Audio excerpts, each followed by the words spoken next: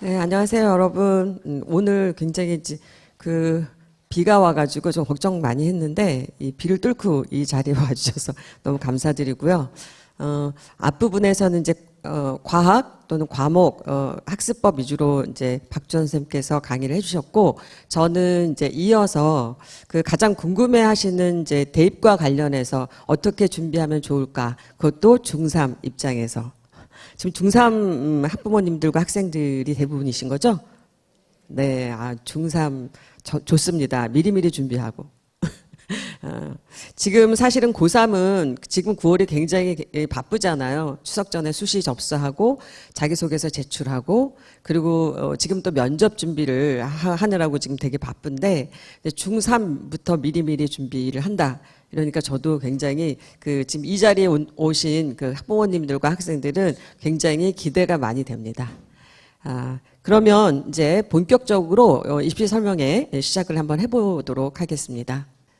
이제 가장 이제 궁금해 하시는 게 이제 변화되는 것에 대해서 궁금해 하실 것 같아요. 근데 이제 교육과정이 변한다. 변했다. 이런 부분에 대해서 지금 다 알고 계신 거죠. 그쵸?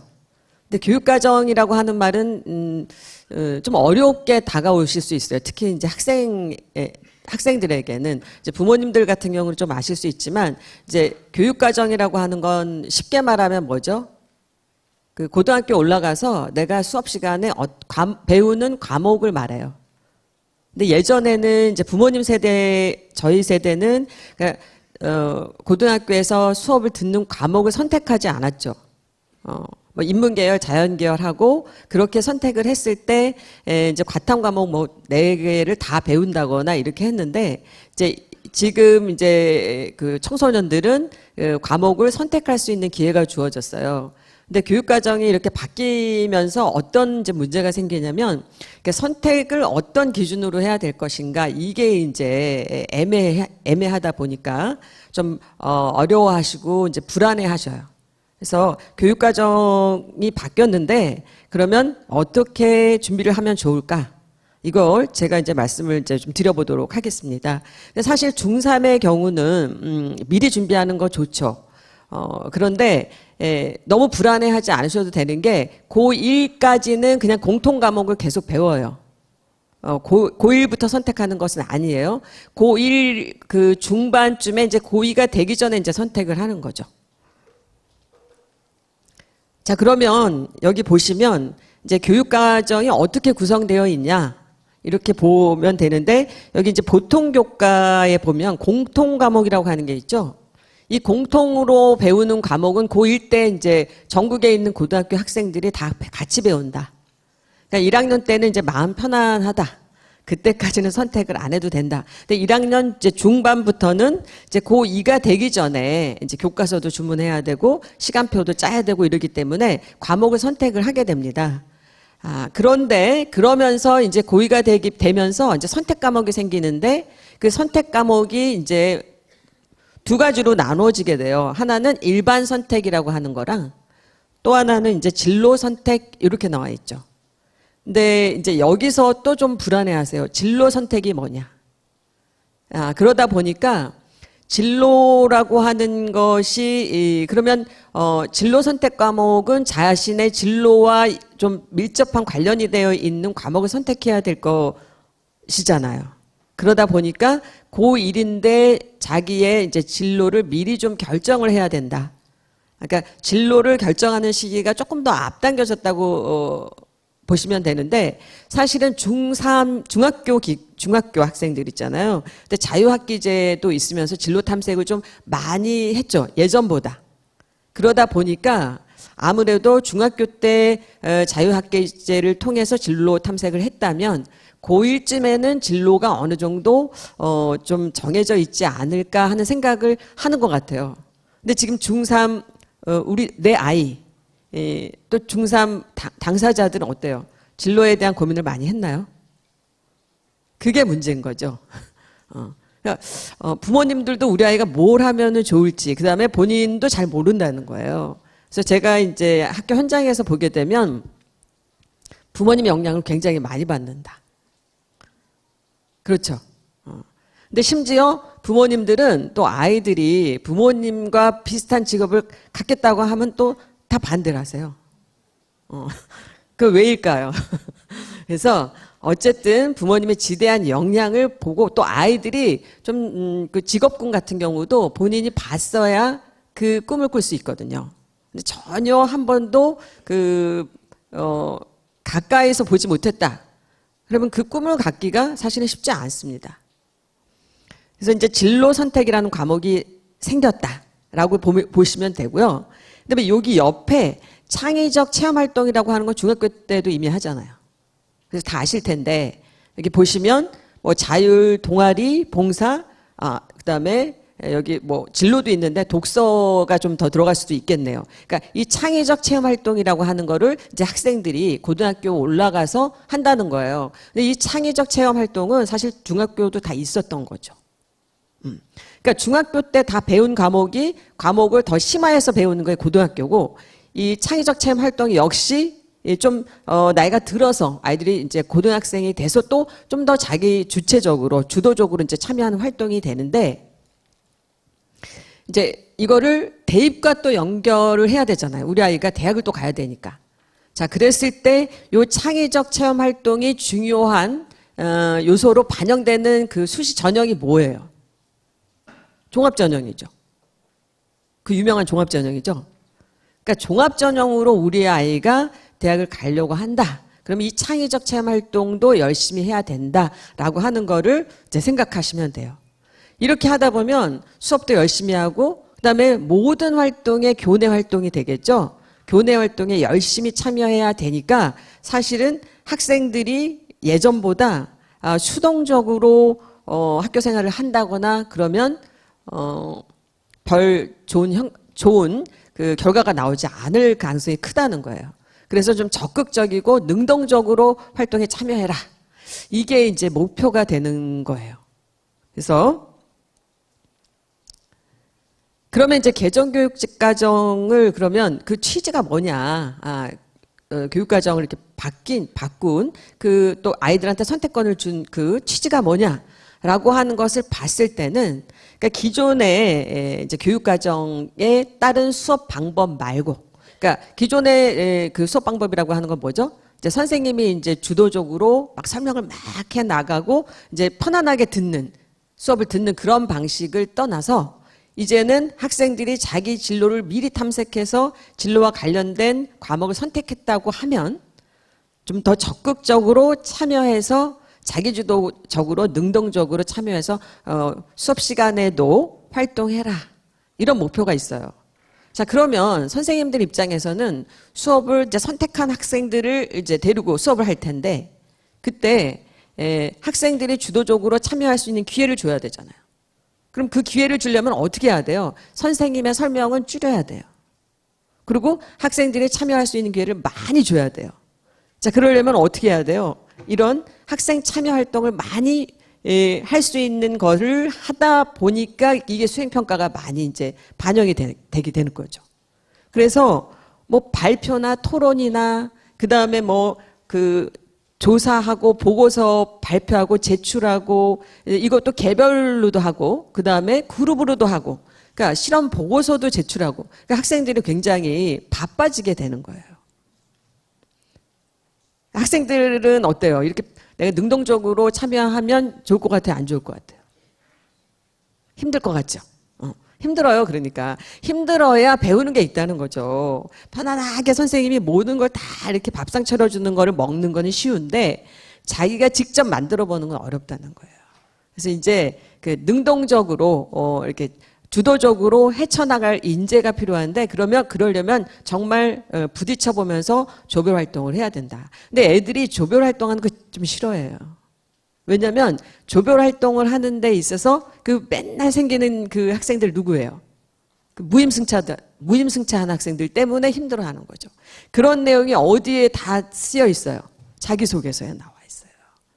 자기소개서에 그런 내용이 없이 조별 활동을 했다 그러면 거짓말이에요. 자, 그러면 이렇게 학생들이 열심히 이제 수업 시간에 발표했단 말이에요. 근데 사실은 그 선생님이 학생들한테 자, 발표해라, 조별 활동해라, 이렇게 했을 때 학생들이 그냥 네, 제가 열심히 하겠습니다 하고 막 이렇게 적극적으로 활동에 임할까요? 안 할까요? 요런 또 당근이 없으면 또 안 움직이죠. 그래서 그래, 열심히 한 학생들은 학생비 기록해 준다. 이렇게 또 되는 거예요. 자, 그러면 선생님들은 어떻게 해요? 여기 보면 과목별 세부 능력 특기 사항이라고 하는 이제 지금 중학교로 있죠. 학교 생활 기록부 잘 보시면 과목별로 선생님들이 담당하는 선생님들이 수업 시간에 그 아이가 어떤 수업 태도를 보였고 어떻게 발표했는지를 적어주는 그 항목이에요. 그게 이제 과목별 세부 능력 특기 사항인데 이제 이 학생부 종합전형이라고 하는 것이 이게 진화가 됐어요. 진화. 그래서 많이 발전돼서 지금은 어떤 게 굉장히 중요해졌느냐, 요 과목별 세부 능력 특기 사항이 중요해진 거예요. 그래서 선생님들이 이 학생 이제 경영학과 합격한 학생인데 경제 시간에 어떤 탐구 활동을 했고 그리고 독서와 문법 시간에는 어떤 주제로 발표했는지 이걸 다 기록해 주셨다는 거예요. 자, 근데 어머님들 보시면 또 학생들 보시면 여기 지금 독서와 문법인데 이 학생이 실제로 주제에 발표한 내용은 뭐냐면요.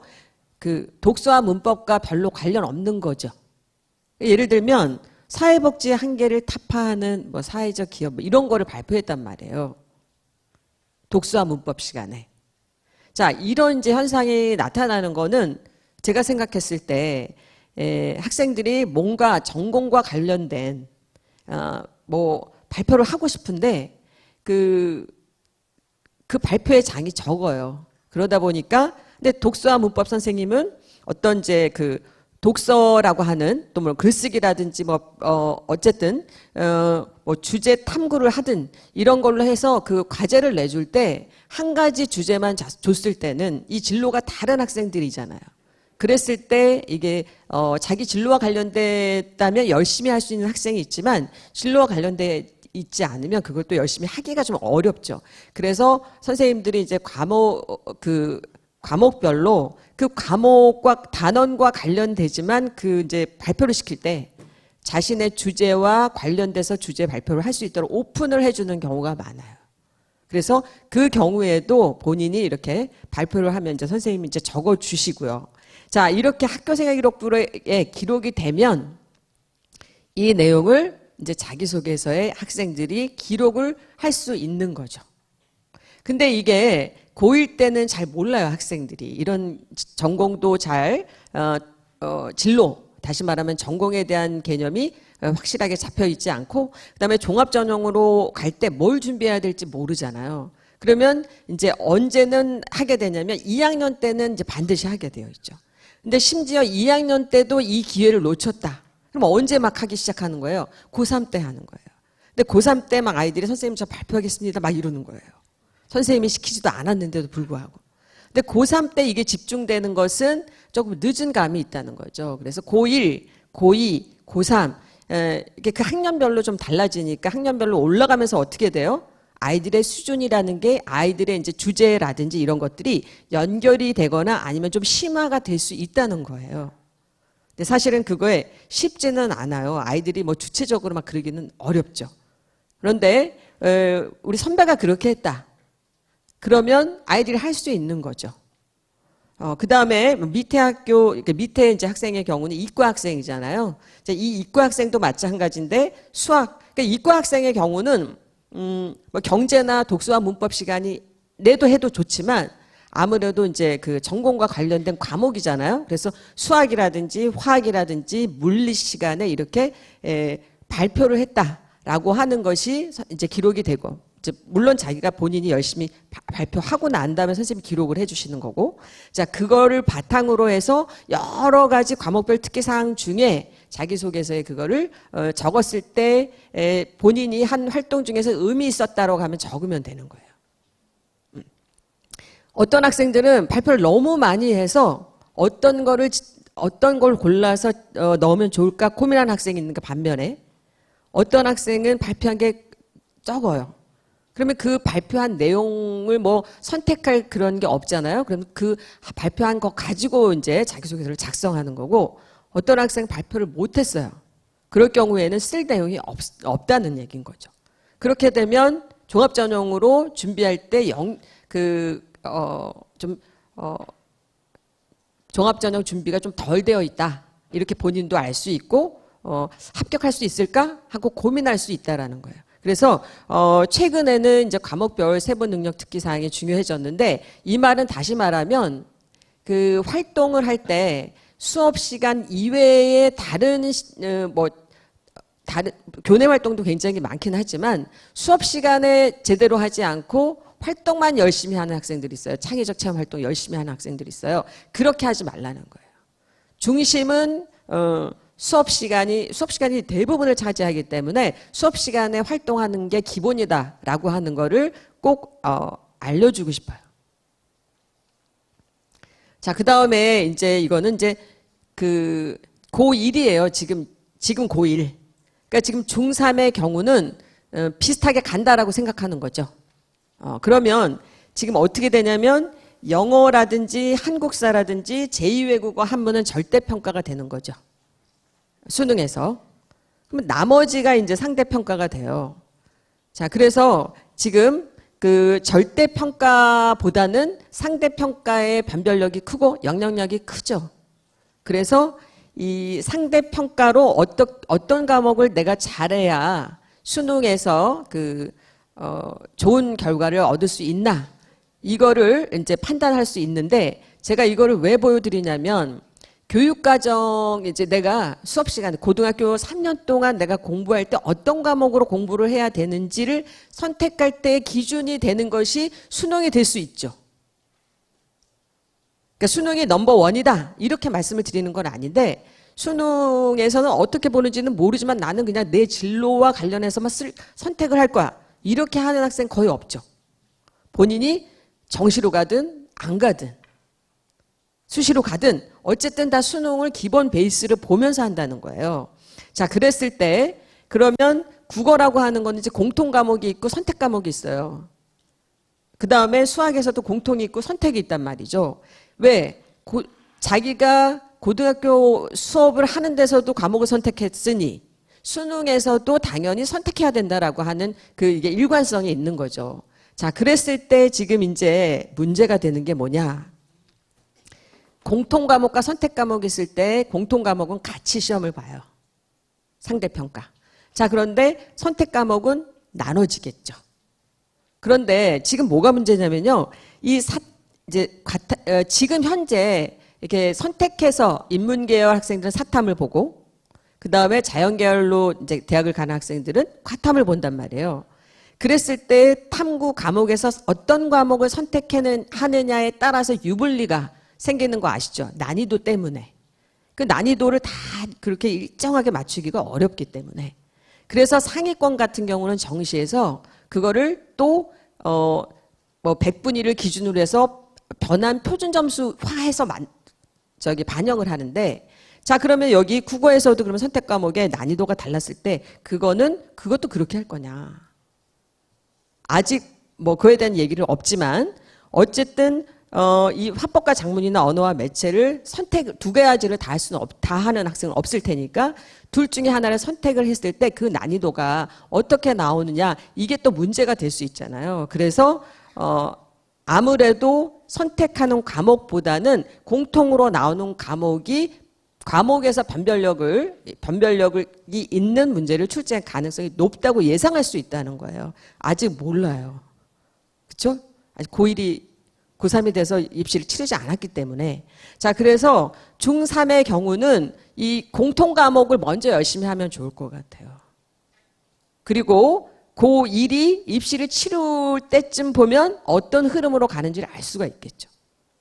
그래서 공통 과목부터 먼저 열심히 하자. 너무 불안해하지 말고. 그리고 수학 과목의 같은 경우는 이제 확률과 통계하고 미적분하고 기하 중에 이제 3개 중에 또 선택이에요. 그러니까 2개도 나눠지는데 이 3개는 더 쪼개지는 거죠. 근데 지금 이제 제가 여기서 바로 말씀드리면 이해를 못 하실 것 같은데 일단 말씀을 드리고 좀 가다가 왜 그렇게 말씀을 드렸는지 설명을 해 드릴게요. 이 확통은 아무래도 문과 학생들이 많이, 그러니까 대학교에 가서 문과 계열 전공을 갈 학생들이 많이 선택할 과목일 것 같아요. 자, 그러면 이과 하는 학생들은 어때요?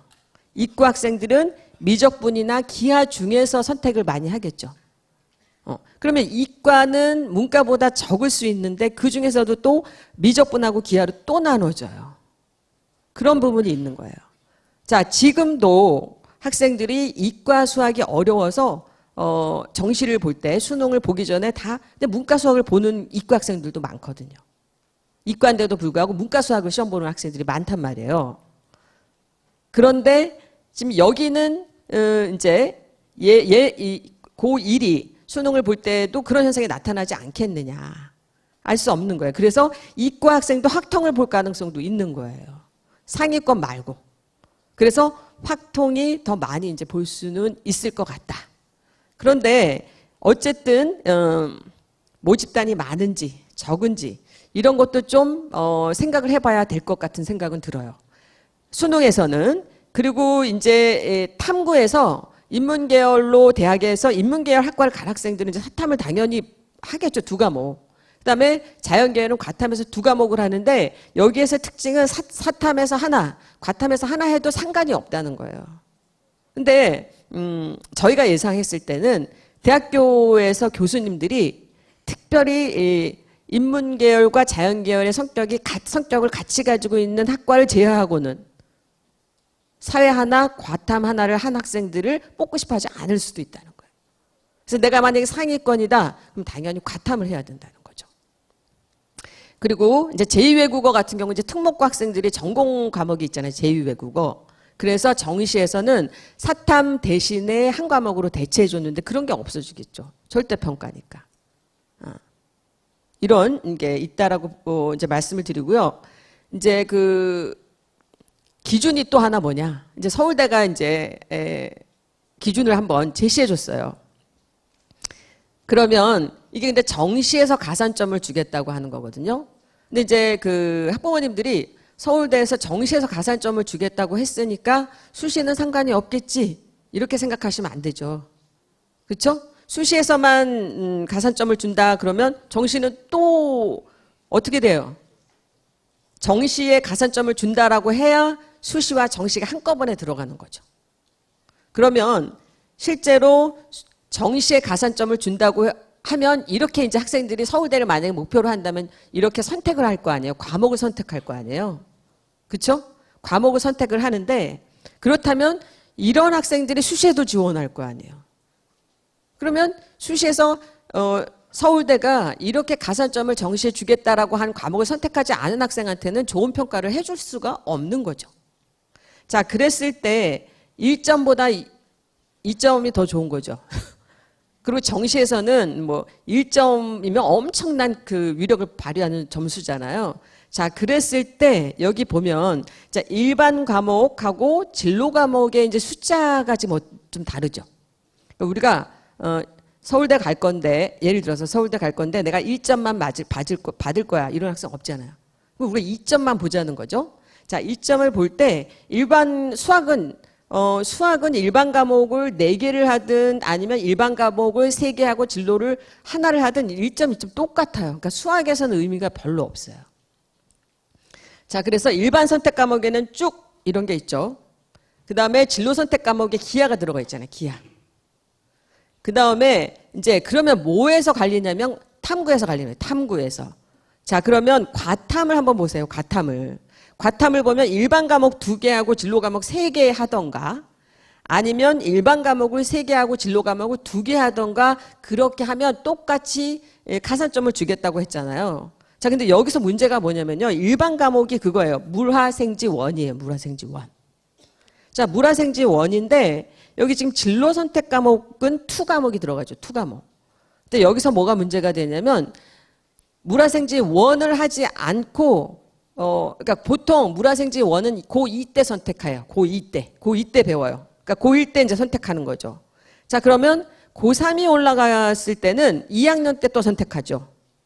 근데 자기가 고1 때 물화생지원을 선택을 안 했어. 그러면 2를 할 수가 없는 거죠. 1은 안 했는데 2를 하는 거 이상하잖아요. 그래서 고2 때 잘 선택해야 돼요. 그래서 이제 제가 이제 어떤 학교에서 아니 지금 고1인데 고2 것만 선택하라 그러지 왜 고3 것까지 선택하라 그러는 거야? 이렇게 불평을 했어요. 근데 제 생각에는 고1에 선택할 때 고2와 고3을 같이 선택해 봐야 돼요. 그렇죠. 만약에 고2 때 자기가 선택 안 했으면 고3 때 그걸 선택할 수 없는 게 생기기 때문에 같이 선택해 봐야 돼요. 고3 거는 고2 때 가서 변경할 수 있어도. 그러면 여기 보시면 일반 과목을 3개 했어요. 원 3개 했어요. 예를 들어서 물화지, 물생지, 물화생 이렇게 할 수 있잖아요. 화생지 이렇게 할 수 있잖아요. 자, 그렇게 했으면 진로에서 투 과목을 그 중에서 2개를 해도 된다는 거잖아요. 근데 여기서 일반 과목을 2개만 했어.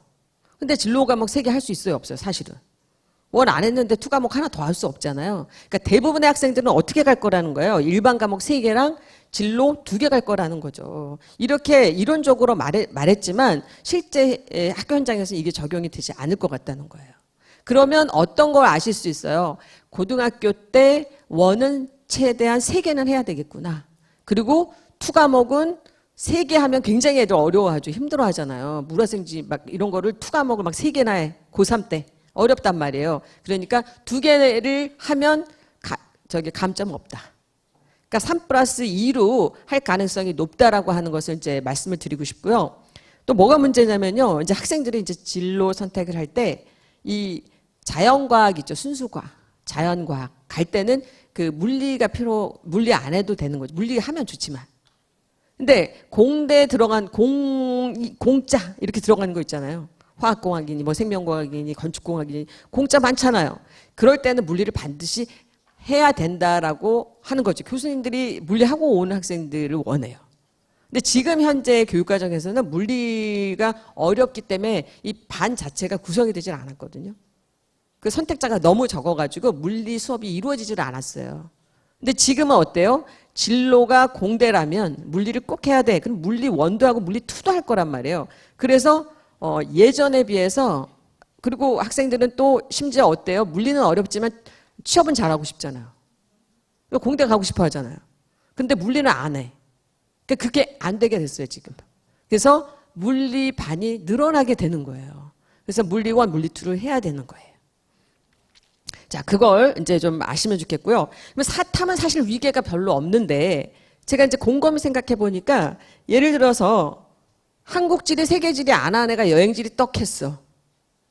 그리고 생활과 윤리랑 윤리와 사상 안 하고 고전과 윤리를 딱 해. 진로를. 그리고 정치와 법이니 사회문화 이런 거 안 해. 그리고 사회문제 탐구해. 이건 약간 밸런스가 맞진 않죠. 그러나 과탐처럼 1을 안 했기 때문에 2를 할 수가 없다라든지 2를 해도 좋지만 왜 1을 안 했느냐 이런 질문은 받을 만큼의 그런 위계는 없다는 거예요.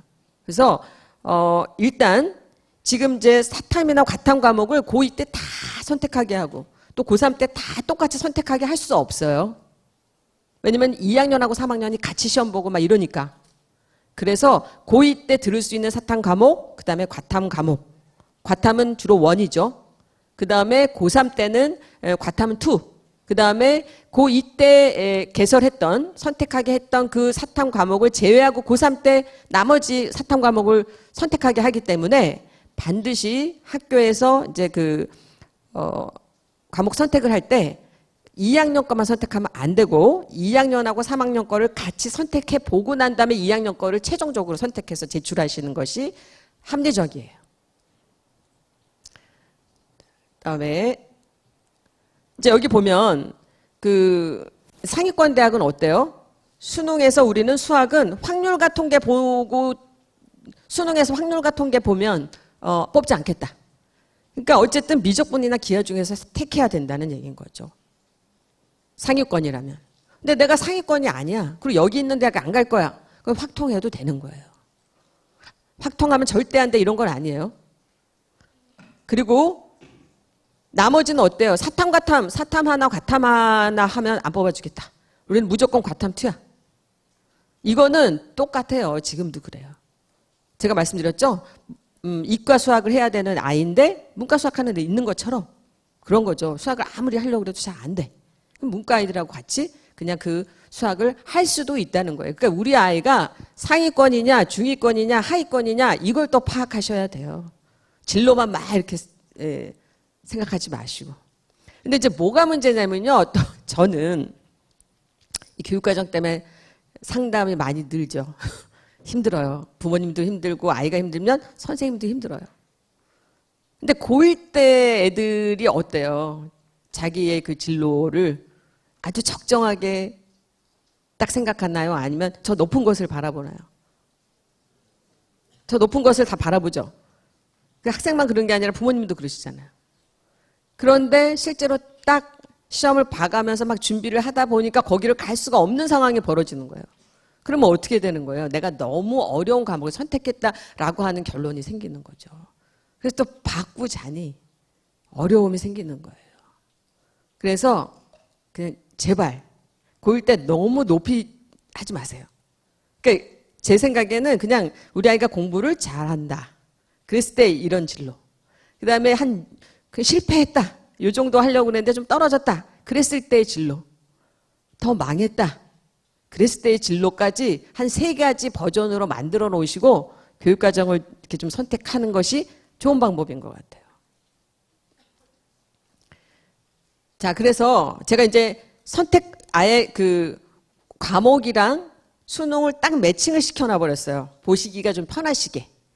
자, 그랬더니 그 일반 선택 과목 중에서는 국어가 요 4개 중에서 대부분 아이들이 그 수능에서 3개 볼 수 있어요. 3개 봐도 돼요. 그러는데 4개를 할 것 같지는 않은 거예요. 그렇죠. 내가 국어가 너무너무 좋아. 이러지 않는 이상은. 자, 그 다음에 수학에서는 어때요? 여기 지금 미적분 확통 있고 이제 기하는 진로로 넘어갔죠. 진로. 여기는 이제 일반 선택 과목만 먼저 했기 때문에 진로에 있는 이제 기하가 여기 들어가는 거예요. 그래서 무슨 문제가 생겼냐면요. 이제 문과 학생들은 수원, 수투, 확통을 할 것 같아. 미적분 안 할 것 같다는 거죠. 문과 학생들.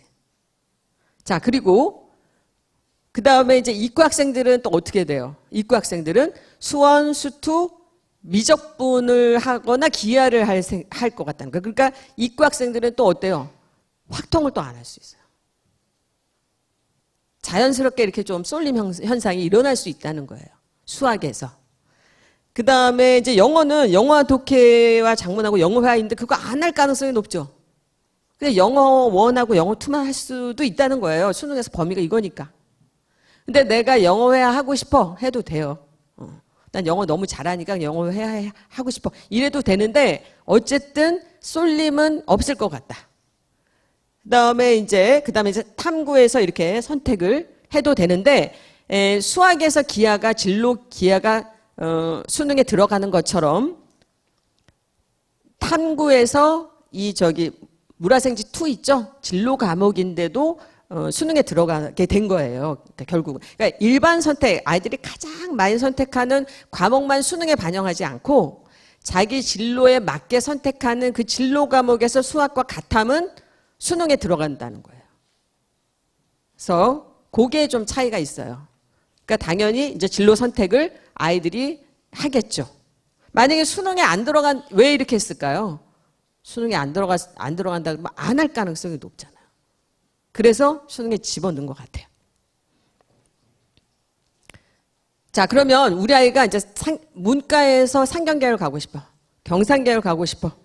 그러면 지금 수학에서 경제 수학을 할 수 있어요. 경제 수학. 그렇죠? 반드시 하라는 건 아니지만 경제 수학을 할 수 있어요. 수원, 수투 확통하고 난 다음에 진로를 더 확장시켜서 경제 수학을 할 수 있다는 거예요. 그러니까 수학에 어때요? 수학의 비중이 굉장히 높아지는 거예요. 상대적으로. 국어하고 영어는 뭐 지금 절대평가니까 뭐 논외로 하면 국어하고 수학 중에서 수학이 엄청 중요해졌다는 거죠. 그 다음에 영어 같은 경우 영어랑 그 다음에 이제 사탐 과목 있죠. 그러니까 사탐은 많이 하면 할수록 좋겠죠. 왜냐면 문과니까. 그런데 과탐은 한 과목만 하면 돼요. 그리고 이공계열 간다. 공자가 붙었잖아요. 그러니까 어떻게 해요? 물리를 해야 된다는 거죠. 그리고 물리 2도 하고 그다음에 또 나머지 이제 과목도 한다는 거예요. 그리고 수학이 이제 수원, 수투, 미적분하고 기하하고 해도 지금 세계 4개가 되는데 예를 들어서 수학 과제 탐구까지 하면 수학의 그 비중이 또 어마무시하게 넓어진다라고 하는 거예요. 근데 이제 문제가 뭐냐면 우리 아이가 수학을 너무너무 좋아해. 그리고 수학을 또 심지어 잘해. 그럼 문제가 안 돼요. 그렇죠? 그래요, 안 그래요? 근데 우리 아이가 수학이 중요하다고 하는데 수학을 못해. 이럴 때 문제가 되는 거예요. 근데 수학을 시켜서 되는 건지 잘 모르겠어요. 공부를 많이 하면 될까요? 그래서 저는 이제 중3이라면 중3의 그 겨울방학이 어마무시하게 중요한 거 아시죠? 근데 그 중3 겨울방학 때 어떤 과목을 쭉 꾸준히 했느냐가 그 다음에 결정을 좀 많이 할 것 같아요. 중3 겨울방학에 그 좀 너무 즐겁게만 지내지 않는 게 좋을 것 같아요. 좀 힘들어도 힘들면서 즐겁게 공부를 좀 하면서 즐겁게 그렇게 하셔야만 고등학교 대비가 됩니다. 자, 그리고 이거는 좋은 방법 아니에요. 정말 좋은 방법 아닌데 저는 영어 선생님이에요. 영어에서 이제 진로로 바뀌었는데 제 옆짝꿍 선생님 수학 선생님이에요. 수학 선생님이 툭 던지면서 하시는 말이 저는 영어를 못해서 저기 이과 왔어요. 이렇게 말씀하셨어요. 저는 뭐라고 얘기했어요? 저는 수학을 못해서 문과 왔어요. 이렇게 얘기했단 말이에요. 그건 변하지 않는 것 같은데 그거 잘 생각해 보셔야 돼요. 취업을 생각하게 해서 문과 취업 잘 안 되니까 나는 이과 갈 거야. 근데 우리가 이거 수학을 못해. 그래도 계속 할 거냐는 거죠. 그 문제도 좀 있어요. 그리고 이제 내신이나 수능은 이 상대평가예요. 상대평가라는 건 뭐냐면요. 그 등수로 잘라서 등급을 매긴다 그러니까 이상하네요. 1등급부터 9등급까지 이렇게 나오잖아요. 그러면 모집단이 많으면 어때요? 아무래도 안전한 것 같죠? 근데 조금 애들이 선택을 했어. 불안하잖아요. 이제 선택 과목을 할 때 애들이 첫 번째는 자기 진로, 그 다음에 자기 진로만 하면 안 되죠. 잘하는 진로 해야 되죠. 잘하는 진로. 자기가 할 수 있는 진로. 그 다음에 두 번째는 뭐예요? 수능. 그 다음에 세 번째는 몇 명이나 했지? 이걸 또 보게 된다는 거죠. 그래서 애들이 굉장히 고민을 많이 하게 돼요. 그래서 힘들어해요. 자, 그런데 이제 일반 선택이랑 진로 선택이라고 하는 게 있는데 일반 선택은 아무래도 선택과 공통은 다 하겠죠. 수능에서 공통으로 다 나오는 거 안 하면 없잖아요. 안 해도 되긴 해요. 그렇지만 다 하잖아요. 자, 그런데 진로 선택 과목은 다 자기 진로에 따라서 다 선택자가 달라지죠. 그러면 선택하는 애들이 적어지잖아요. 적어졌을 때 애들이 굉장히 불안하죠. 내신을 상대평가 해버리면. 그래서 그걸 안 하고 이렇게 A, B, C 이렇게 비율로만 할 테니 제발 불안해하지 말고 자기 진로대로 선택해서 공부해라. 그래도 불안해하시죠? 이렇게 제가 지금 말씀드렸는데도 불안해요? 안 불안해요? 자기 진로에 맞게 막 선택을 했는데 애들이 조금 왔어. 불안해요? 안 불안해요? 불안해하지 마시고 이렇게 하라고 얘기하는 거예요. 불안해하시는 표정이에요. 자, 그런데 이제 수능에서는 쏠림 현상이 상대평가이기 때문에 반드시 나타나요. 기가 막히게. 예전부터 지금까지. 그래서 생활과 윤리 넘버 1, 사회문화가 넘버 2라는 거죠. 이게 이제 쏠림 현상이 일어나는 이유는 상대평가이기 때문이다. 근데 이제 과목을 선택하고 난 다음에도 수능 때 이런 현상이 일어날까 궁금해요. 다 같이 한번 확인해 봅시다. 자, 그 다음에 과탐에서는 지구과학이 막 넘버 1이 돼버렸잖아요. 그리고 생명과학, 그 다음에 화학 이렇게 했는데 그래서 지금 학생들이 수능으로 혹시 갈지도 모르고 수능으로 수능 체제를 맞출지도 모르니까 항상 어떻게 한다는 거죠? 지구과학을 못 놓는 거예요. 그래서 물화지, 물생지 이렇게 가는 거예요. 그냥 물화생 이렇게 하려면 막 벌벌 떨어요. 그 이유가 이런 베이스가 있기 때문이다. 근데 요거는 제가 이제 필요할까 했어요. 왜냐면 수학이 선택이 돼버리잖아요. 이거는 제가 말씀드린 거는 뭐냐면 이과 아이들이 문과 수학을 봐버린다는 거예요. 근데 그러면 선택하고 나서는 어떻게 할 건가? 그러니까 이과에 미적분이나 기하를 해야 되는데 그거 하면 성적이 계속 안 나오는 애들은 확통할 가능성이 크다라고 그냥 잠시 예측을 해보는 거죠. 자, 그래서 진로 선택할 때 어떻게 해야 돼요? 첫 번째, 좋아하고 잘해야 돼요. 좋아하는 것만 하면 안 돼요. 좋아하면서 잘해야 돼요. 자, 두 번째, 잘하고 싶은 거 안 돼요. 그냥 지금 잘하는 거예요. 지금 잘하는 거. 앞으로 뭐 그런 거 말고요. 그 다음에 세 번째, 가고 싶은 대학이나 학과 말고요. 지금 내가 갈 수 있는 대학 학과 이거예요. 근데 이걸 모르시죠, 지금? 모르시죠? 근데 빨리 알고 싶으세요? 늦게 알고 싶으세요? 아, 정말요? 고1 때 말씀을 드리면 굉장히 화내세요. 엄청 화내요. 심지어 제가 고2 때 상담을 하잖아요. 복도에서 인사도 안 해요. 자기는 그 정도의 대학이 아니라는 거죠. 근데 고3 때 다시 찾아와요. 그래도 그 대학이에요.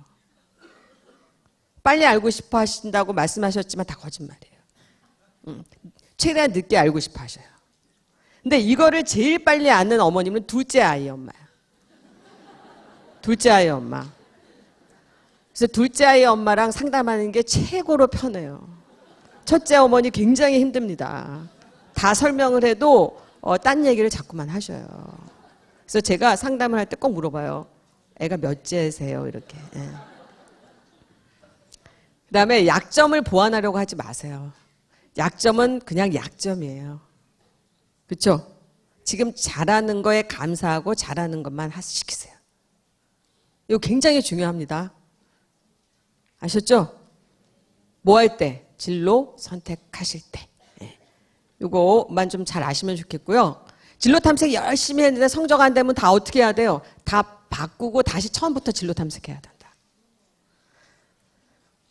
그래서 이 진로 탐색이 굉장히 중요해요. 그래서 이제 상담하기 정말 너무 어려워요. 자기는 이걸 하고 싶은데 성적은 안 나온다는 거예요. 그럼 어떻게 해야 되겠느냐? 답은 뭐예요? 그냥 공부를 하는 거죠. 다른 방법이 없잖아요. 근데 동기부여를 많이 해줘야 되는 거죠. 아이들이니까.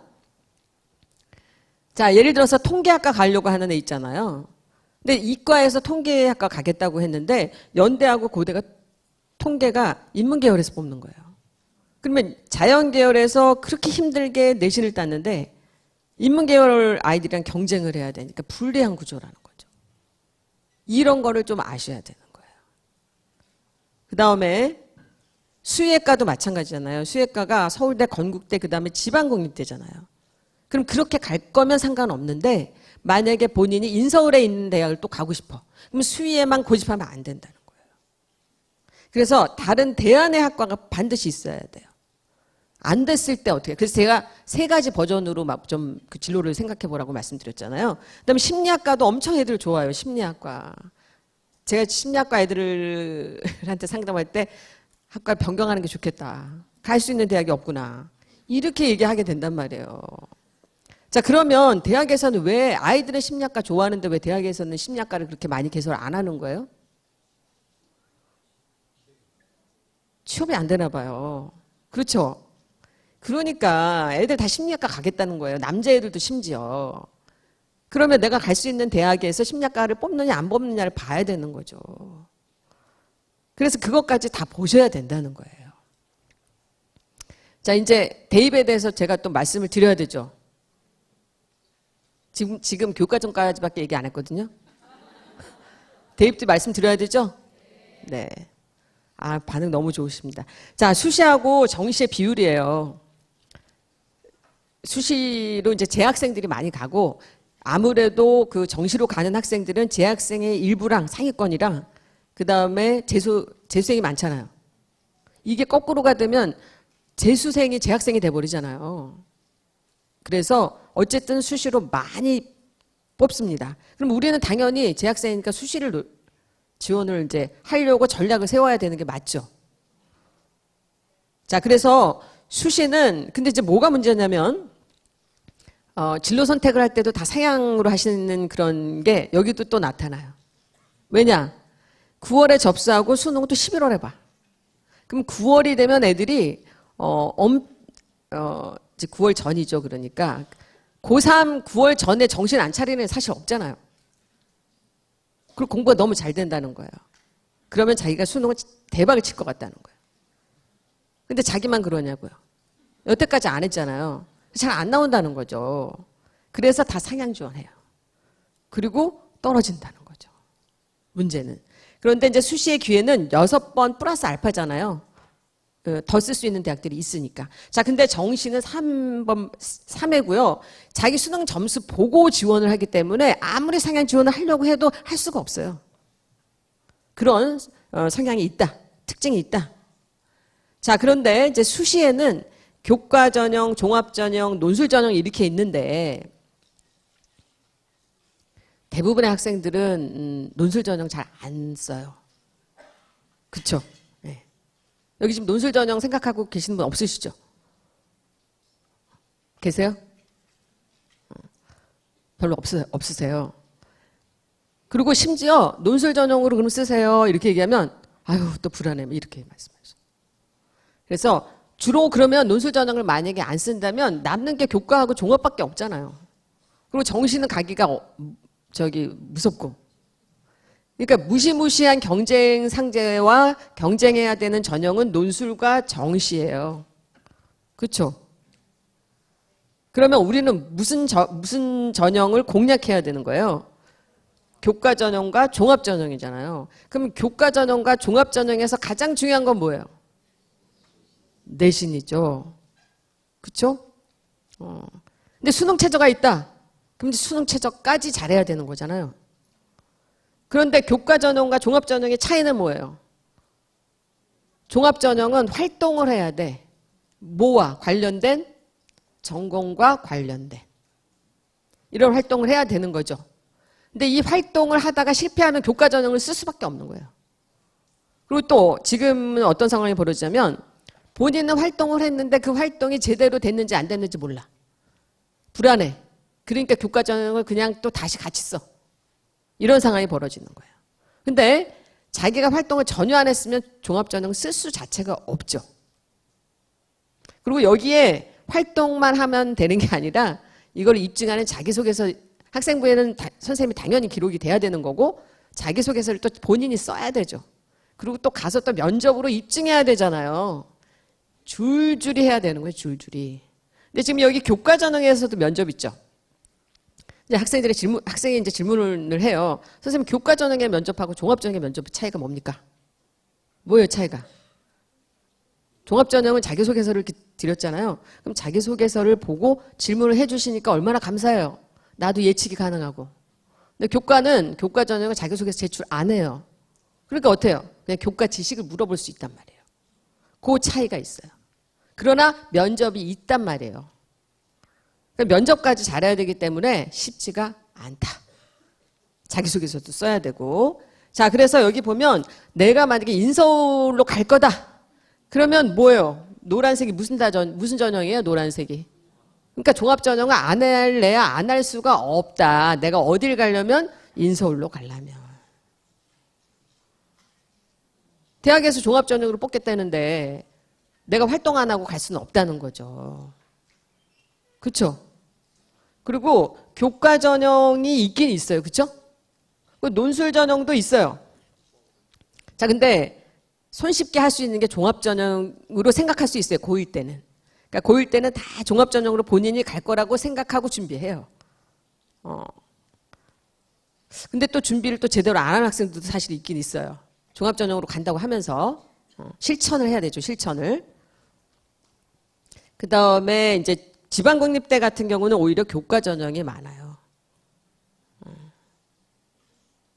자, 그러면 내가 인서울로 갈 건지 우리 지역의 국립대를 갈 건지에 따라서 좀 그 전략이 좀 다르죠.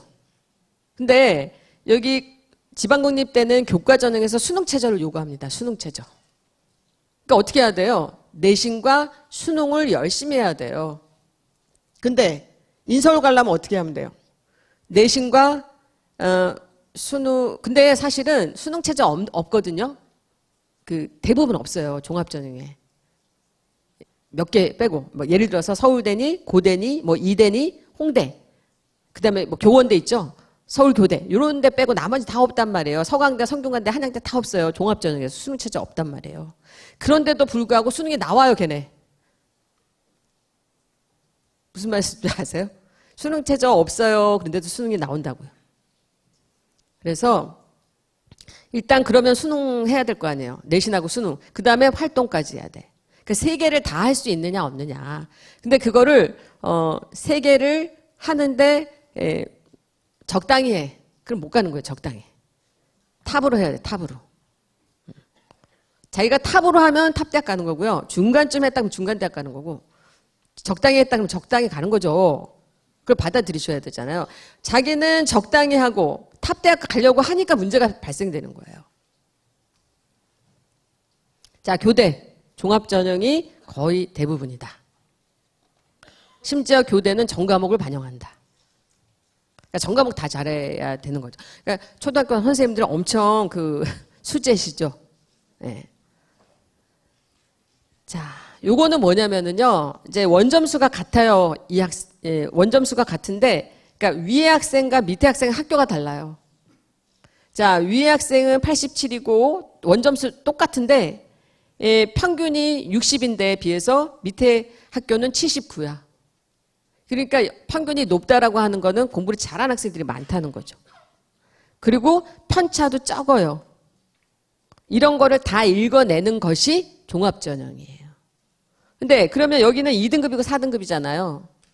그리고 심지어 첫 번째 학생은 488명이 선택한 과목인 거거든요. 근데 여기는 359명이에요. 근데 진로 선택하면 더 작아지는 거죠. 진로가 다 나눠지니까. 근데 A, B, C로 한다고 하니까 그건 걱정 안 해도 되죠. 진로 과목은. 근데 일반 선택 과목은 어때요?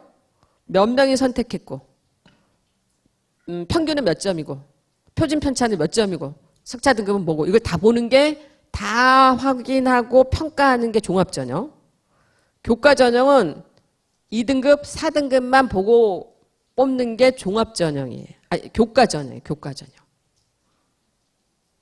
그러니까 어떻게 보면 종합전형이 합리적인 거죠.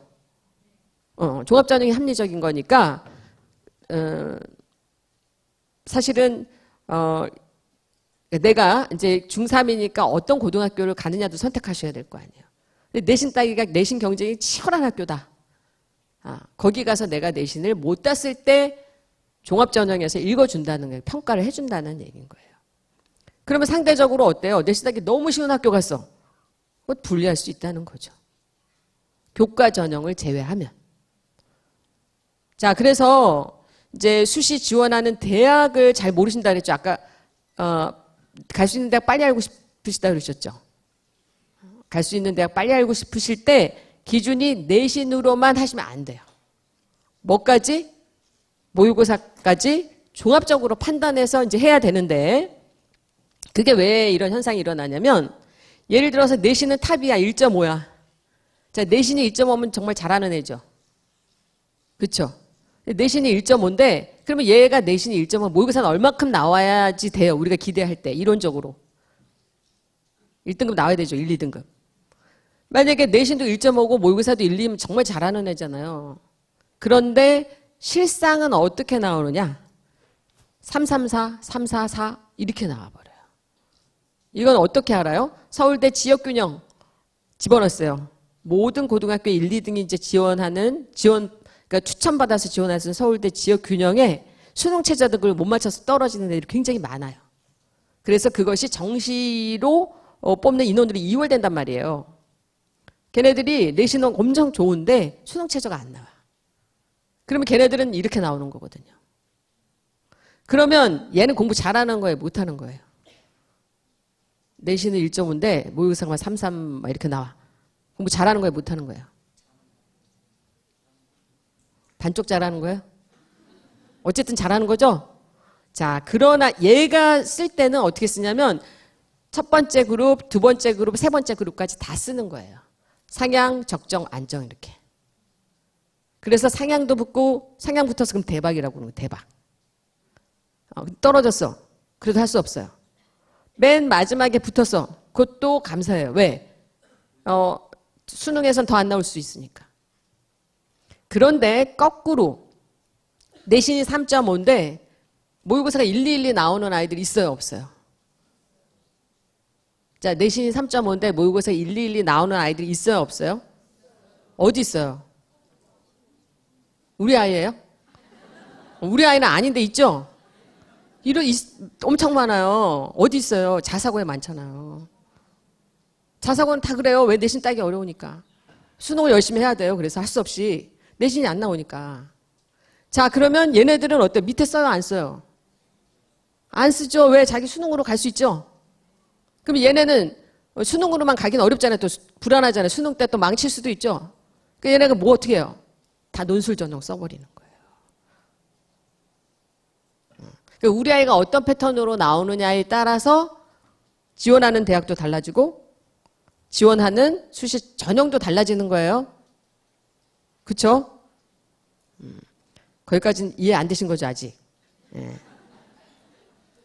자, 근데 1학년하고 2학년은요, 그 모의고사를 근데 자주 안 봐요. 그리고 자기네들끼리만 봐요. 그래도 1등급 나와요. 그리고 9등급도 있고요. 근데 3학년이 되면 6월 모의고사하고 9월 모의고사 때부터 이제 6월부터 재수생이 같이 학교까지 와서 시험 봐요. 자, 그러면 어떻겠어요? 재수생이 같이 하면은 재수생이 같이 시험 보는 시험이 재학생한테서 재학생이 그때 성적이 잘 나오겠어요? 그냥 자기네들끼리 3월 달에 막 본 성적이 잘 나오겠어요? 자기네들끼리. 근데 부모님들은 또 3월 달 모의고사 성적 가지고 또 수시 지원하는 대학을 정하고 싶어 하시는 거예요. 그래서 상향 지원이라고 말씀드리는 거예요. 그래서 3월 달 거 모의고사 가지고 오셔도 안 봐요, 그거. 그냥 6월 거 내놔라 이래요. 자, 그래서 6월이나 9월은 또 지금 아직 성적표도 안 나왔거든요. 그래서 모의고사가 사실은 중요해요. 근데 이게 아이러니예요. 종합전형에서는 수능체제 있어요, 없어? 제가 아까 말씀드렸죠? 종합전형에서 수능체제 있어요, 없어요? 성균관대 없단 말이에요. 근데 또 모의고사가 또 중요하다고 제가 얘기하고 있죠? 이게 아이러니까. 그래서 부모님들이 이해하기가 조금 어려우신데 어쨌든 요게 모의고사, 그러니까 수능은 아직 안 봤으니까 모의고사 100분위를 기준으로 했을 때 갈 수 있는 대학이에요. 자, 그러면 요 앞에 100분이라고 하는 거 있죠? 요거는 어떻게 나오느냐면 이제 앞으로 모의고사 성적표가 나오잖아요. 아직 고2도 안 돼가지고, 그렇죠? 모의고사 성적표 안 보셨죠? 이제 모의고사 성적표를 보시면 100분위라고 하는 점수가 나오거든요. 그러면 상대평가로 보는 국어, 그 다음에 수학, 그 다음에 이제 탐구 두 과목 본단 말이죠. 근데 그때는 또 얘네들이 사탐 하나, 과탐 하나 볼 가능성이 커요. 어쨌든 국, 수, 탐 하면 100, 100 하면 300점 만점이에요. 두 과목, 탐구는 두 과목으로 해서 두 과목 해서 200이니까 그걸 나누기 2해야 100이 되죠. 그렇죠? 그렇게 해서 300점 만들어서 또 나누기 3을 해. 그럼 요 앞에 점수가 나오거든요. 자, 그러면 그러니까 다시 말하면 100분위는 이제 100이라고 했을 때 나보다 성적이 아래인 학생들의 그 퍼센트예요. 98%가 나보다 좀 성적이 안 나온 학생들이란 말이에요. 자, 그러면 서울대, 연대, 고대를 갈 수 있다는 거예요. 자, 그러면 요렇게 지금 했는데 지금 여대가 또 있잖아요, 옆에. 근데 이 여대는 남학생들 못 가죠. 그러니까 남학생들이 인서울 하기가 더 어려워요. 자, 그리고 여기 보시면 이렇게 같은 그 100분위의 그 그룹에 여러 대학이 있죠. 그러면 그 대학을 그 라인상에 있는 대학만 써도 6개가 사실 나와요. 근데 그렇게만 쓰진 않아요. 어떻게 써요? 위에도 쓰고 그 대학도 쓰고 또 밑에도 써야 되는데 밑에를 안 쓴다. 그러면 안정이 없는 거죠. 그러니까 재수할 거예요. 그러고 다 위에를 써도 돼요. 근데 재수를 안 할 거예요. 그러면서 위에를 쓰면 안 되는 거죠. 그래서 수시 6번 쓸 때 꼭 상향, 적정, 안정 이렇게 써야 되는 건 아니에요. 내가 어떤 전략으로 쓸 거냐에 따라 다르다. 이거는 문과고요. 이거는 이과예요. 의대가 있기 때문에 또 그 밑에 이제 서울대가 되는 거죠. 자, 그리고 이제 이거는 이제 조금 빨라요. 왜냐면 이제 붙었을 때 어디를 갈 거냐 한 군데밖에 못 가잖아요. 붙었을 때 어디 가야 될지 또 못 찾는 분들 계셔서 요거가 있으시면 좋으시고, 그 다음에 이제 아까 제가 진로 선택할 때 보통 갈 수 있는 대학의 좀 그 위치를 파악하고 난 다음에 그 대학에서 심리학과가 있는지, 수의과가 있는지, 간호학과를 인문계열에서 뽑는지, 자연계열에서 뽑는지 이런 거를 살펴보시는 게 좋겠죠. 그리고 몇 명을 뽑는지, 작년에 경쟁률은 얼마나 됐는지 이렇게 다 보시면 현실적으로 그 교육과정을 선택을 할 수도 있고, 좀 막 너무 뿌옇게 뭐 어떻게 해야 되는지 전혀 방향 감각이 없다가도 요걸 조금씩 알아나가실 수가 있어요. 자, 이거 논술 전형으로 합격한 학생들인데요. 내신 좋아요, 안 좋아요? 4등급 좋아요, 안 좋아요? 내신 4등급인데 홍익대 붙었어요. 내신 좋아요, 안 좋아요? 홍익대 붙을 내신은 아니죠. 자, 근데 잘 갔죠? 근데 얘네들은 전부 다 어때요? 논술을 잘 본 건데 수능에서 전 과목을 다 잘 보면 정시로 갈 거죠. 근데 전 과목은 잘 안 나오잖아요. 뭐만 잘 본 거예요? 수학하고 과학은 잘 본 거예요. 그러니까 수학하고 과학을 논술로 붙은 거예요. 내신이 낮아도. 이런 아이들이 어디서 나와요? 그러니까 내신보다 모의고사가 좋은 아이들이 그렇게 쓰는 거죠. 근데 보통은 어떻게 써요? 내신도 좋고 모의고사도 좋으면 좋겠지만 내신은 좋은데 모의고사가 안 나올 수도 있죠. 자, 근데 고려대 같은 경우는 어때요? 내신도 좋고 수능도 맞춰야 돼요. 근데 예를 들어서 고대는 내신은 좋은데 수능 체제를 못 맞춰서 그러면 아웃이에요. 그러니까 고대를 갈 거다. 그러면 고대는 논술 전형 없어요. 그러니까 논술로는 못 가. 그럼 교과 전형이나 종합 전형으로 가야 되는데 고대는 내가 활동이 부족해. 그럼 교과 전형으로 가야 되는데 수능 최저를 맞출 수 있어야만 돼요. 근데 내가 활동까지 열심히 했어. 그리고 수능까지 내가 맞출 수 있어. 그럼 고대 종합 전형으로 쓸 수 있다는 거예요. 근데 이제 고대가 종합 전형을 두 가지로 만들어 놨죠. 고교 추천 2, 일반 전형. 고교 추천 2는 학교에서 추천을 받아야 돼요. 근데 내가 추천을 못 받을 수도 있죠. 그럼 일반 전형 쓰셔도 돼요. 근데 뭐가 달라요? 수능 최저가 더 높아요. 그러니까 고려대 가고 싶은데요. 제가 무슨 전형으로 가야 될까요? 고교 추천 1도 있고 2도 있고 일반 전형도 있는데 뭘로 가야 돼요? 이 셋 중에 하나밖에 못 써요. 뭘로 가야 돼요? 제일 먼저가 뭐예요? 수능이 나오냐 안 나오냐예요. 수능이 안 나오면 아무리 내신이 좋아도 못 가니까. 그렇죠? 그 다음에 두 번째가 뭐예요? 내신이죠. 그 다음에 활동이 있어야 되는 거죠. 그 다음에 이제 요 학생과 요 학생은 내신이 같죠. 내신은 같은데 모의고사가 어떻죠? 모의고사 다르죠. 요 학생은 막 4등급이 많잖아요. 근데 이 학생은 그러니까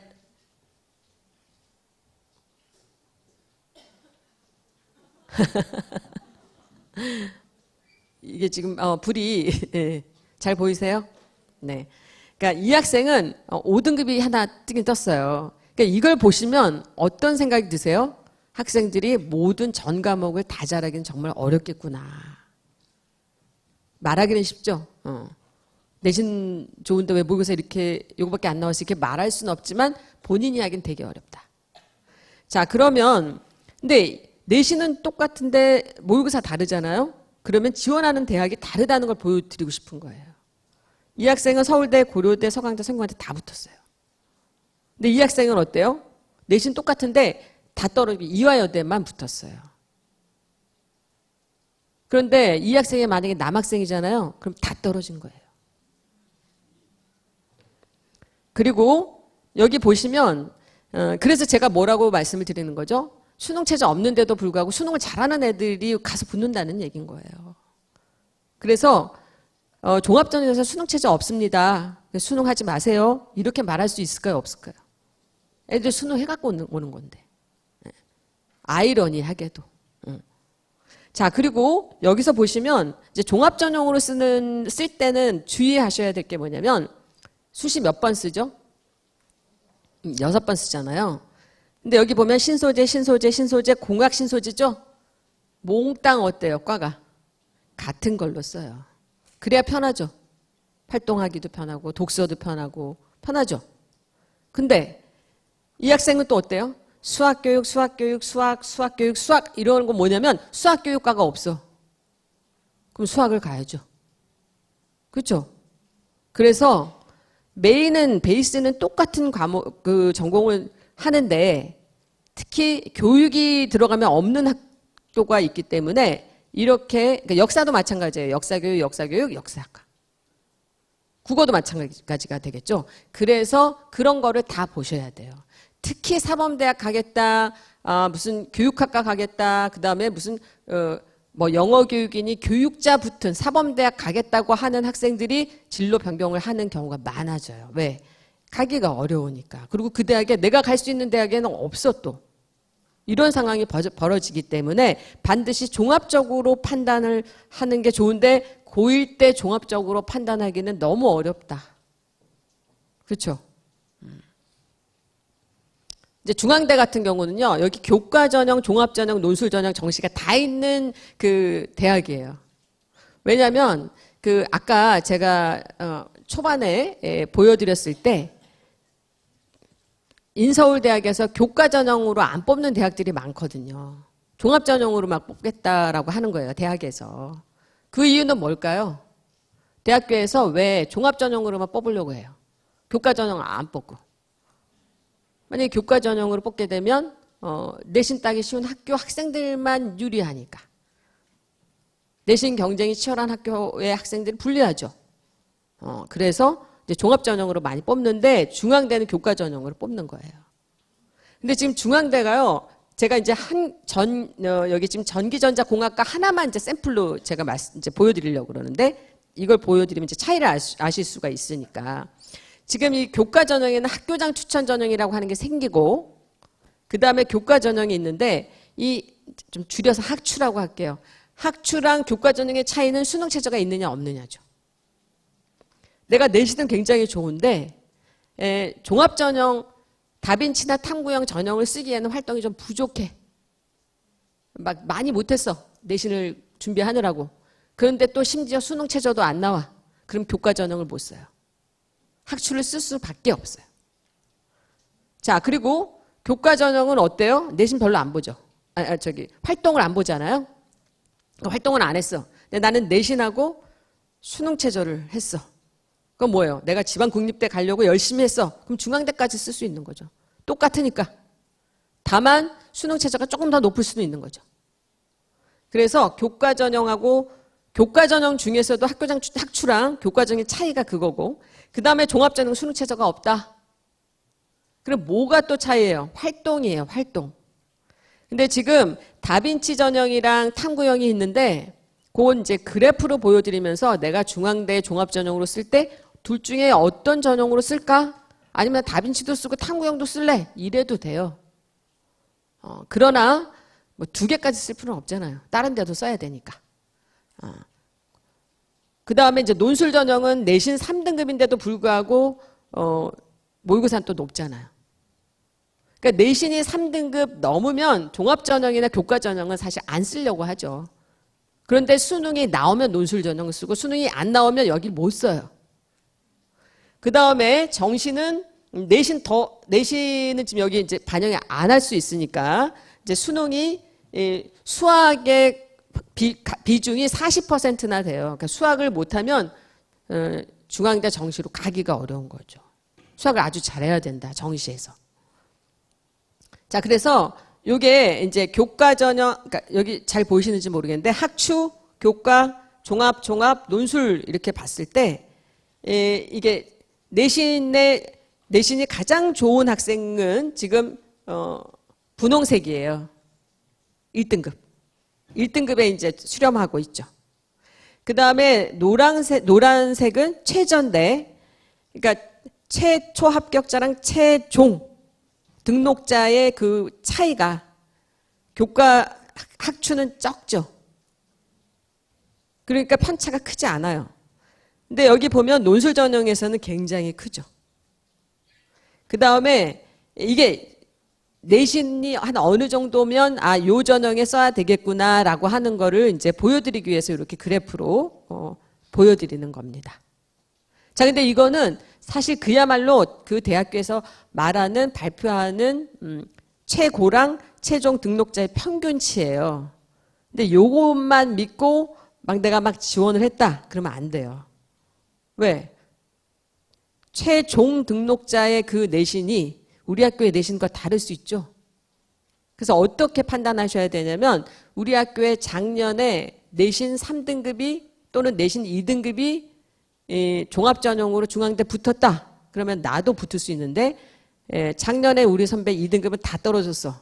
그러면 우리는 1등급이어야 돼요. 그 이제 작년의 데이터는 누가 갖고 있어요? 선생님이 갖고 계시는 거죠. 그다음에 요거는 그러니까 그래서 여기 보면 전반적으로 여기 탐구형, 그러니까 학추, 교과, 다빈치 탐구형의 이런 인문 계열, 그다음에 자연 계열의 이렇게 내신 분포를 제가 이렇게 보여드리는 것은 아까 말씀드린 것처럼 중앙대에서 한 요 정도의 평균치의 학생들이 지원해서 붙었다라고 하는 거를 이제 보시면 좋겠다라고 하는 것을 하려고 이제 제가 이제 보여드리는 거고요. 지금 요 중간에 다빈치가 지금 연두색이에요. 그 다음에 탐구형이 보라색으로 보이시는 거죠.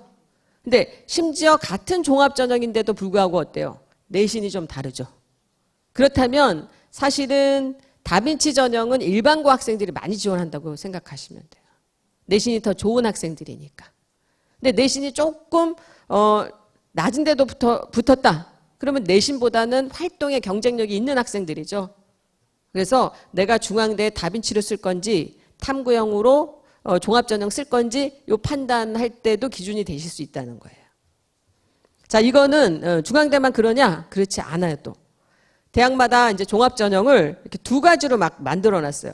자, 서영거만 쓰진 않죠, 학생들이. 그렇죠? 난 서영거만 쓸 거고 나머지는 다 정시로 갈 수 있어. 이런 학생이 별로 없죠. 그래서 서영고 쓰는 학생들은 서성한까지 같이 씁니다. 자, 그럼 이 정도 범위에서 6개를 자기가 선택하면 된다는 얘기예요. 여기에서 선택하시면 되는데 서영고는 이제 쓰고 그 다음에 서성안을 쓸까 말까를 고민하게 되는 이유가 뭐냐면요. 서성안에서는 여기 보면 수능 최저가 다 없죠. 수능 최저도 없고 뭐도 없어요? 면접도 없어요. 자, 그 말은 다시 말하면 포기할 수가 없는 거예요. 면접을 수능 전에 있지도 않지만 수능 이후에 면접이 있으면 수능을 내가 보고 나서 잘 보면 포기할 수 있잖아요. 근데 그 포기할 기회를 안 주는 거예요. 면접이 없어버려 그냥. 그래서 내가 수능이 잘 나오는 경향에 있는 학생들은 서성안을 쓸까 말까 고민하다가 안 쓸 가능성이 있어요. 근데 수능이 안 나와 원래. 그리고 안 나올 것 같아. 그럼 서성안을 써야죠.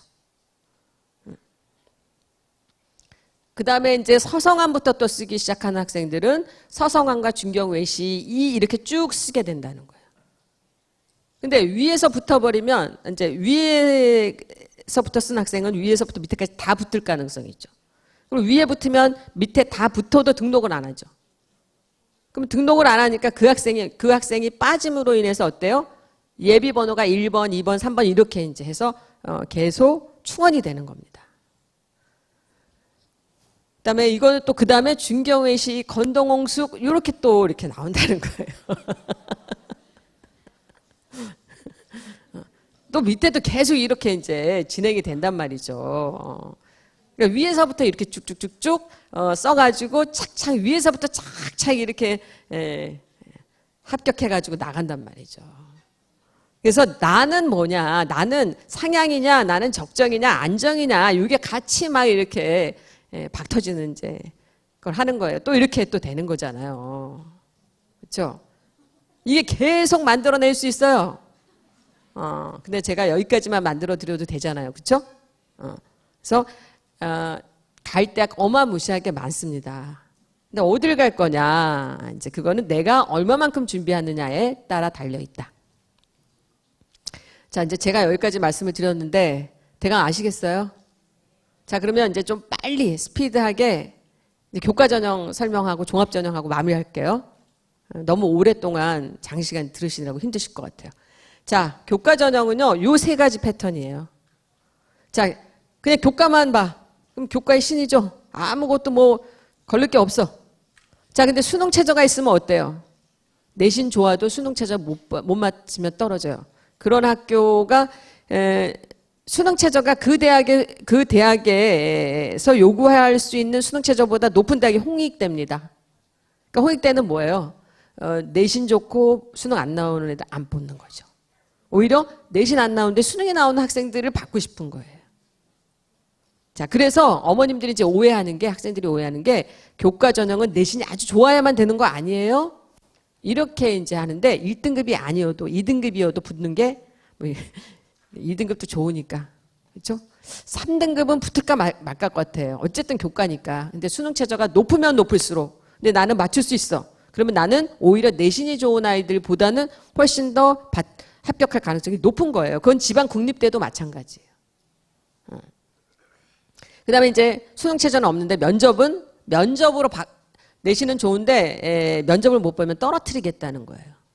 수능은 이제 없는데 수능 최저로는 걸리진 않는데 면접으로 걸겠다. 같은 2등급이면. 자, 그래서 수능 최저가 인문계열에 이렇게 있고요. 네, 제가 이렇게 보니까 지금 인문계열 어머님들이죠. 인문계열 보내겠다. 그다음에 여기 자연계열입니다. 아, 인문 자연을 다 찍는 거 보시니까 아직 안 정하셨구나. 아직 안 정하셨어. 자, 근데 여기 보면 의대만 4개를 요구해요. 또는 세계 1등급이에요. 세계 1등급 진짜 지존이죠. 111. 너무 아름답잖아요. 111. 그럼 별로 없잖아요, 근데. 자, 그러면 수능 체제에서 2개만 잘 보면 돼. 2개. 2개 합 6, 2개 합 7. 근데 심지어 여기 탐구 1, 탐 1, 탐 2 이렇게 있죠. 수능 최저에서 탐 1, 탐 2 있잖아요. 그건 뭐냐면요. 탐구 한 과목만. 그리고 탐구 2개면 탐구 2과목 평균. 그러니까 2개는 잘해도 돼. 근데 어느 정도로 잘해도 되냐면 만약에 7, 2, 7, 3 이렇게 해도 된다는 거예요. 7, 2, 7, 3. 9, 2, 9, 3도 돼요. 반응이 없으시군요. 애들이 그렇게 나오기도 해요. 그러니까 그렇게 아주 차이가 나기도 한다는 거죠. 자, 중앙대를 다시 이제 설명할게요. 교과 전형에서 수능 최저 있었죠. 근데 9월 달에 접수할 때는 애들이 전부 다 어떻게 해야 한다는 거예요? 나는 수능 최저를 맞출 수 있을 거야. 그래서 경쟁률이 높아요. 근데 뚜껑을 딱 열어보고 수능 최저를 적용을 딱 해보니까 어때요? 다 떨어지셔가지고 경쟁률이 실제 경쟁률은 낮다는 거예요. 그러니까 경쟁률에 너무 혹하지 않으셔도 된다. 내가 수능을 맞출 수 있다면. 자, 이제 모의고사 성적표는 이제 앞으로 보실 텐데, 그때 이제 여기 보면 이제 좀 모의고사 성적표는 이제 나중에 이제 보실 거예요. 근데 우리가 지금 이제 수시로 만약에 말한다면 수능 최저 등급에서는 등급이 중요하죠. 그렇죠? 자, 그럼 등급을 이렇게 보시면 이 학생이 다 3등급을 받았어요. 근데 제가 아까 말씀드린 백분위라고 하는 개념이 있었죠. 백분위. 근데 이 백분위가 지금 3등급, 1등급, 2등급, 3등급에 백분위가 이렇게 있어요. 근데 얘가 77이라 백분위가. 그러면 자기보다 성적이 낮은 학생의 분포가 77% 있는 거잖아요. 자, 그런데 자기가 지금 77이야. 그럼 한 문제만 틀리면 4등급이에요. 근데 77 맞아갖고 3등급 돼가지고 수능 최저 맞췄어. 대박이죠. 그렇죠? 근데 얘는 87을 맞아서 3등급을 맞았어. 속상하죠? 그래도 어쩔 수 없어요. 수시에서는. 근데 정시에서는 이 점수대로 가요. 점수대로. 그러니까 87이 갈 수 있는 대학과 77이 갈 수 있는 대학은 엄청 다르다. 그래서 제가 이건 왜 말씀드리죠? 등급만 보시면 안 된다는 거예요. 100분위까지 보고 네가 몇 문제를 더 맞춰야 안전하게 수능 최저 등급을 맞출 수 있겠구나. 또 한 가지는 뭐죠? 100분위까지 봐야 네가 갈 수 있는 대학이 어딘지를 알 수 있다는 거예요. 아까 제가 그 갈 수 있는 대학을 볼 때 등급으로 뭐 안내를 드렸어요. 100분위로 안내를 드렸어요. 아까 100분위였죠? 98, 97 이렇게. 그래서 100분위까지 봐야 된다는 거예요. 자, 종합전형 드디어 서류하고 면접, 수능 최저가 할 게 많다. 종합전형 우리 아이가 다 할 수 있을까? 종합전형은 여학생한테 유리한 전형일 것 같아요? 남학생한테 유리할 것 같아요? 남학생, 여학생? 여학생. 근데 남학생은 여성성이 있는 학생.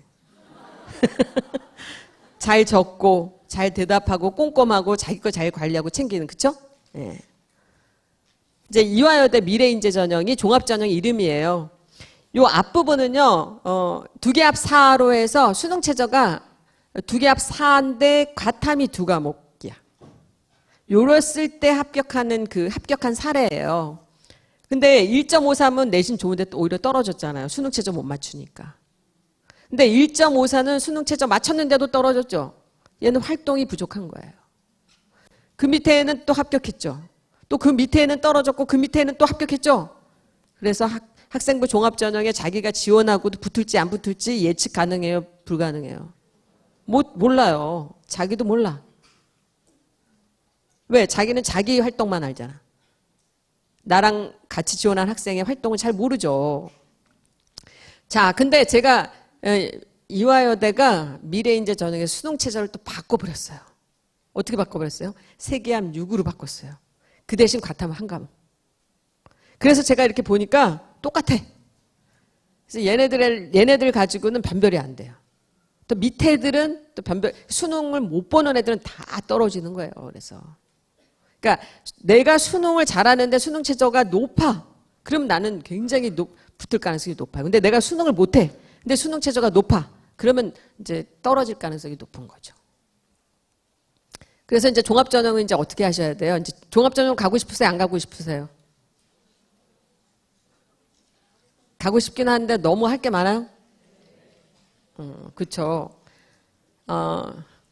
남들이 힘든 거, 그러니까 힘들다고 안 해. 다 안 해. 근데 내가 힘들다고 해. 그때 붙는 거죠. 그렇잖아요. 그게 전략이잖아요. 다 하기 싫어하는데 내가 막 굳은 일을 하고 싶어 해. 그럼 하는 건데 나도 같이 안 해. 그럼 나도 안 되는 거죠. 자, 제일 먼저 나는 뭐가 돼야 되겠다. 그게 어느 정도 나와야 된다. 그래야 내가 어떤 과목을 선택해서 열심히 할지. 그리고 나는 동아리는 어떤 걸 하고, 그리고 활동은 뭘 하고, 독서는 어떻게 하고, 봉사는 어떻게 할 것인가. 이게 이제 좀 정해지는 거죠. 그러니까 굉장히 많으니까 1학년, 2학년, 3학년 다 1학년 때는 뭘 중점적으로, 2학년 때는 뭐 이렇게 해서 챙겨 나가시면 좋을 것 같아요. 그리고 자기소개서가 이제 좀 개선이 됐어요. 자기소개서 쓰느라고 애들 굉장히 힘들어 하거든요. 이제 1번하고 2번이요. 1번은 여태 학업이에요, 학업. 그 다음에 두 번째는 교내 활동 3개를 쓰라 그래서 애들이 1번과 2번의 차이가 뭐예요, 선생님? 하고 자꾸 물어봐요. 헷갈리죠? 그래서 1번에는 과목별 세특을 많이 써요. 아까 제가 말씀드린. 근데 2번에는 동아리를 많이 쓰겠죠. 그래서 애들이 헷갈려 하니까 이 1, 2번을 합치겠다는 거예요. 그리고 그러면 글자 수도 줄여요. 그러니까 조금 편해졌다고 봐야 되겠죠. 근데 저는 1, 2, 3학년을 다 지도하다 보니까 조금 편해졌어 이런 걸 알지만 지금 이제 중3 같은 경우나 고1은 그냥 다 그거잖아요. 원래 어렵다가 쉬워진 게 아니죠. 그러니까 잘 모르시는 거죠. 어쨌든 줄었습니다. 그리고 이제 3번 같은 경우도 배려, 나눔, 협력, 갈등 관리를 실천한 사례를 쓰라고 하니까 이제 이거는 뭘 평가하기 위한 거예요? 인성을 평가하기 위한 것이다. 공부만 잘하고 인성이 잘 안 되면 안 된다라고 말하는 거죠. 그래서 이제 공부도 잘하고 인성까지 좋아야 뽑아주겠다는 거죠. 그 다음에 이제 대학별 자율문항도 있는데 대학별 자율문항을 또 보시면 또 힘들어 하셔요. 왜냐면 지원한 동기는 뭐고, 그 다음에 우리 대학에 이 과에 오기 위해서 고등학교 3년 동안 노력한 과정을 써라. 이거예요.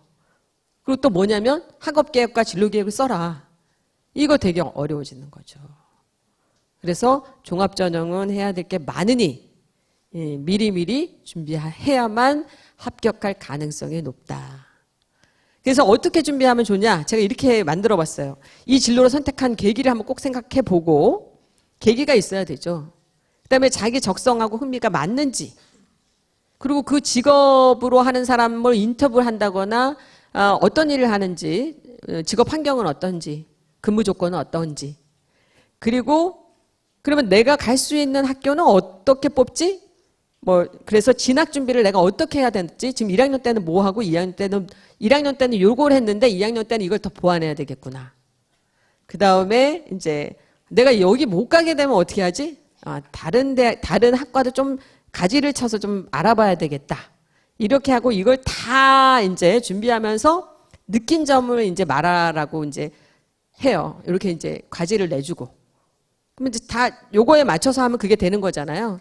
이제 준비가 되는 거죠, 나름. 이제 이거 발표를 하고 학생들이 이제 친구들 앞에서 이걸 준비해서 발표를 하고 막 박수를 막 쳤어요. 그래서 느낀 점을 이제 물어봤어요. 자, 박수도 막 친구들이 잘했다고 쳐주니까 어땠어? 그랬더니 딱 하는 말이 선생님 저 학과 바꿨습니다. 제가 이걸 해보니까 여기에 갈 수 없다는 걸 알게 됐어요. 이런 학생도 있다는 거예요. 그래서 요렇게 제가 해보니까 굉장히 아이들이 그런 학과를 아예 바꾼 학생도 있지만 이거 하면서 제 진로가 더 뚜렷해졌어요. 이런 거 굉장히 느낀 점에서 그런 걸 학생들이 많이 얘기하니까 가능하면 이제 우리 아이가 스스로 하면 좋겠지만 그렇지 않다면 요런 과정을, 요런 프로세스를 통해서 준비해 나가면 좋을 것 같다라고 하는 팁을 드리겠습니다. 자, 장시간 잘 들어주셨고요. 만약에 더 궁금한 것이 있으시다 그러면 EBS 온라인 진로 상담실이 있습니다. 거기 방문하셔서 질문 올려주시면 저희가 성심성의껏 답변해 드리겠습니다. 네, 끝까지 잘 들어주셔서 감사합니다.